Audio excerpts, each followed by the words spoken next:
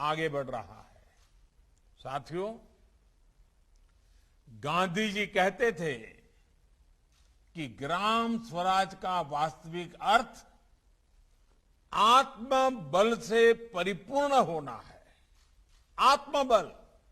इसलिए मेरा निरंतर प्रयास रहा है कि ग्राम स्वराज की ये सोच सिद्धियों की तरफ आगे बढ़े। गुजरात में अपने लंबे सेवा काल के दौरान मुझे ग्राम स्वराज के विजन को जमीन पर उतारने का अवसर मिला है। निर्मल गांव के संकल्प के साथ खुले में शौच से मुक्ति,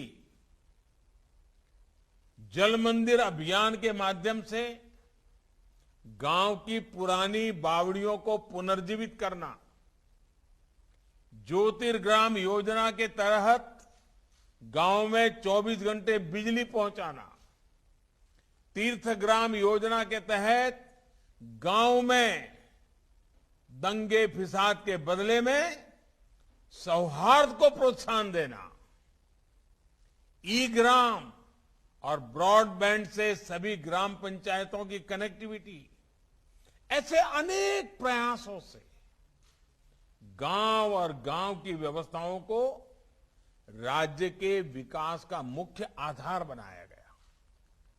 बीते 2 दशकों में गुजरात को ऐसी योजनाओं के लिए, विशेषकर पानी के क्षेत्र में बेहतरीन काम करने के लिए राष्ट्रीय भी और अंतर्राष्ट्रीय संस्थानों से भी अनेकों अवार्ड भी मिले हैं।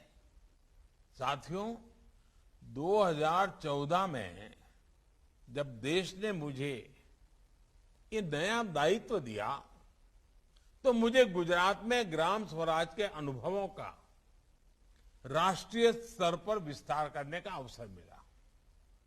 ग्राम स्वराज का मतलब सिर्फ पंचायतों में चुनाव कराना, पंच सरपंच चुनना, इतना ही नहीं होता है। ग्राम स्वराज का असली लाभ तभी मिलेगा जब गांव में रहने वालों की गांव के विकास कार्यों से जुड़ी प्लानिंग और मैनेजमेंट तक में सक्रिय सहभागिता हो। इसी लक्ष्य के साथ सरकार द्वारा विशेषकर जल और स्वच्छता के लिए 2.25 लाख करोड़ रुपए से ज्यादा की राशि सीधे ग्राम पंचायतों को दी गई है।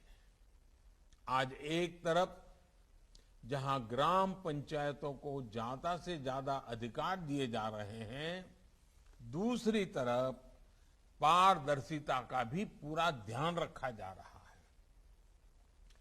ग्राम स्वराज को लेकर केंद्र सरकार की प्रतिबद्धता का एक बड़ा प्रमाण जल जीवन मिशन और पानी समितियां भी है। साथियों, हमने बहुत सी ऐसी फिल्में देखी हैं, कहानियां पढ़ी हैं, कविताएं पढ़ी हैं, जिनमें विस्तार से ये बताया जाता है कि कैसे गांव की महिलाएं और बच्चे पानी लेने के लिए मीलों मीलों दूर चलकर जा रहे हैं। कुछ लोगों के मन में गांव का नाम लेते ही ऐसी ही कठिनाइयों की तस्वीर उभरती है, लेकिन बहुत ही कम ही लोगों के मन में ये सवाल उठता है कि आखिर इन लोगों को हर रोज किसी नदी या तालाब तक क्यों जाना पड़ता है?